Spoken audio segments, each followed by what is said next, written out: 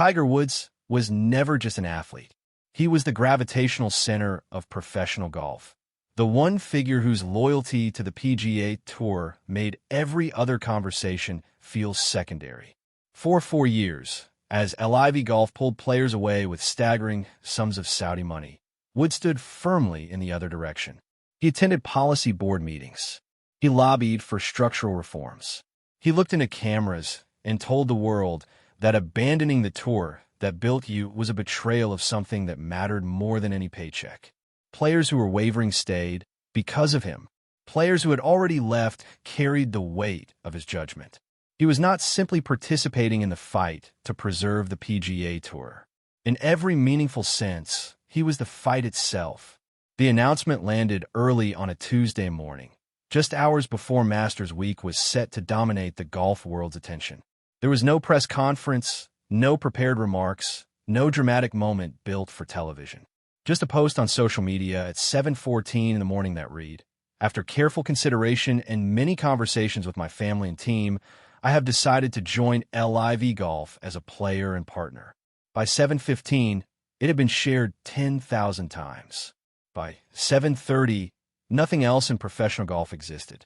The financial terms behind the deal are unlike anything the sport has ever seen, or frankly, that professional sports has ever seen at any level. The guaranteed base figure is reported at $800 million, which by itself would represent the largest contract in the history of professional athletics. But the money is almost beside the point once you understand the full scope of what was agreed to.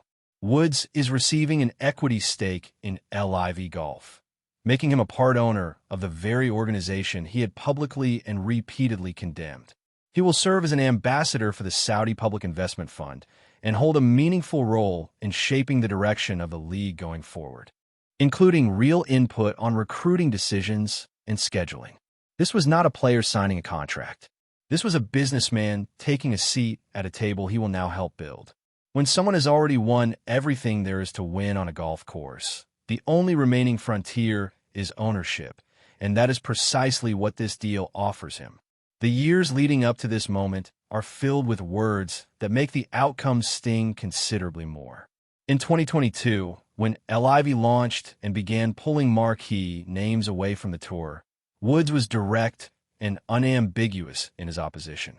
He said publicly that he disagreed with what the league was doing, that its players had turned their backs on the institution that made professional golf what it is, and that while he understood the financial appeal, he had been around long enough to understand that some things carry more weight than money.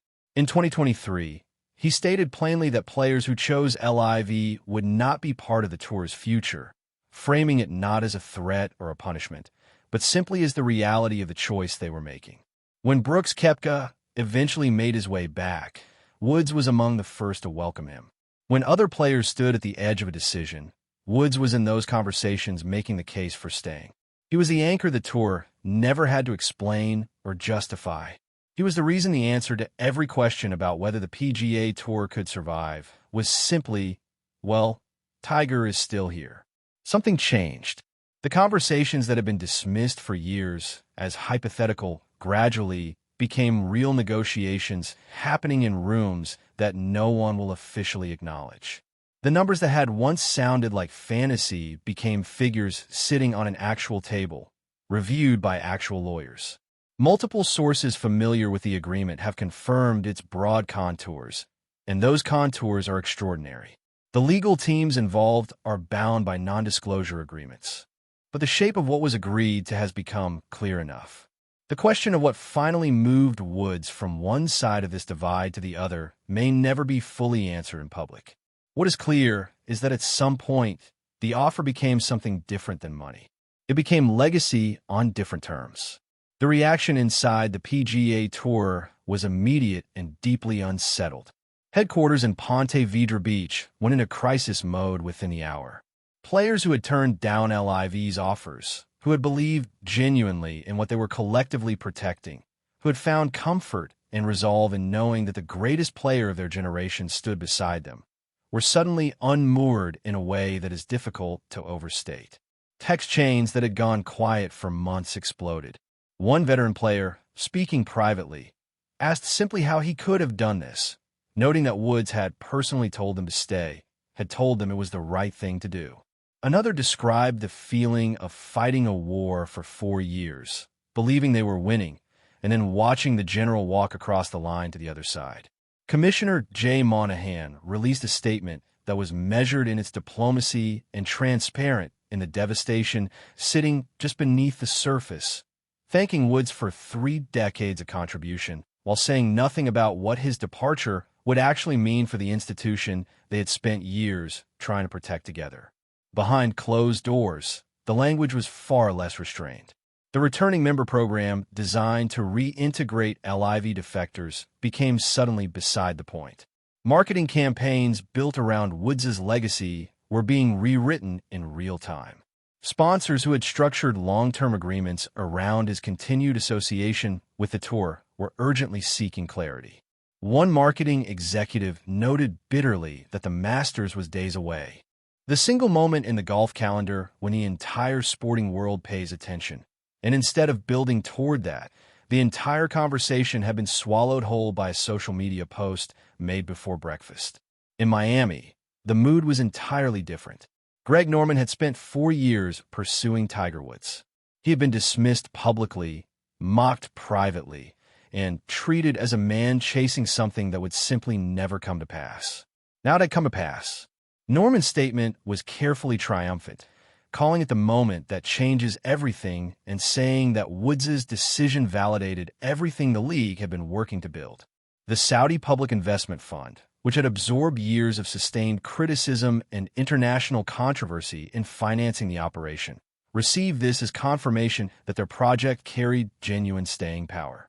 Bryson DeChambeau called Woods the greatest of all time and said his presence changed the entire equation. The league's marketing team had clearly been prepared well in advance, because within hours, his image was spread across their platforms beneath a single tagline: "The legend joins the movement." There is a version of this story that frames everything as straightforward betrayal, and that version is completely understandable. The players who stayed, who accepted smaller paydays in the name of something they believed in, who made real financial sacrifices because a man they respected told them it was the right thing to do, have every right to feel exactly what they are feeling right now.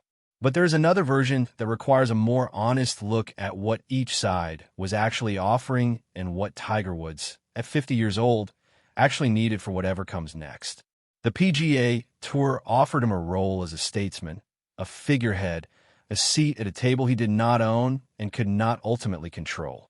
LIV offered him ownership itself, not compensation for lending his name to something, but a genuine equity stake in the direction the sport takes from here. With a body that has endured more surgeries than most athletes accumulate across multiple careers, his window as a competitive player is narrow, and everyone has always known it. The question hanging over his future was never really about tournament results. It was about what he builds after the tournament's end. His 15 major championships are not going anywhere. His 82 PGA Tour victories are not going anywhere. The comeback at the 2019 Masters, the reinvention after years of personal turmoil, the survival after a 2021 car crash that could have ended far worse than it did. None of that is touched by this decision. What he was reaching for here was not a way to preserve what he had already built. It was something genuinely new, something that extends well beyond the scorecard and into the actual architecture of what professional golf becomes in the decades ahead. For LIV, the victory is as complete as victories come. The league spent years being characterized as a collection of players past their competitive primes, propped up by money that could not purchase legitimacy no matter how large the checks grew. That narrative is now considerably harder to sustain with a straight face. For the PGA Tour, the damage is not only reputational. It is structural in a way that will take years to fully understand. The 4-year fight, the legal confrontations, the loyalty campaigns, the moral framing of the entire conflict were all constructed on the foundational assumption that Tiger Woods would never leave. He was not just a player within that framework. He was the argument itself. He was the proof that the tour stood for something worth protecting.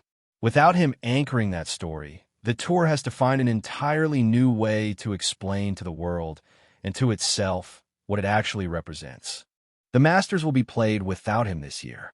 He will be preparing for his first LIV event, scheduled 2 weeks after Augusta at Trump National Doral, a course he knows intimately and a venue that guarantees the kind of concentrated attention the league has always wanted but rarely commanded at this scale. The green jacket will go to someone else. The cameras and the conversation will follow the man who is conspicuously absent. And when he finally walks onto a LIV fairway for the first time as a full member of that organization, it will be among the most watched moments the sport has produced in years. Not because of what it means for a single round of golf, but because of what it confirms about the entire landscape of the professional game. Everything that appeared settled is now open. Every alliance, every assumption, every confident narrative about who won and who lost the 4-year battle for the soul of professional golf is back on the table. Tiger Woods spent 4 years being the answer. Now he has become the question.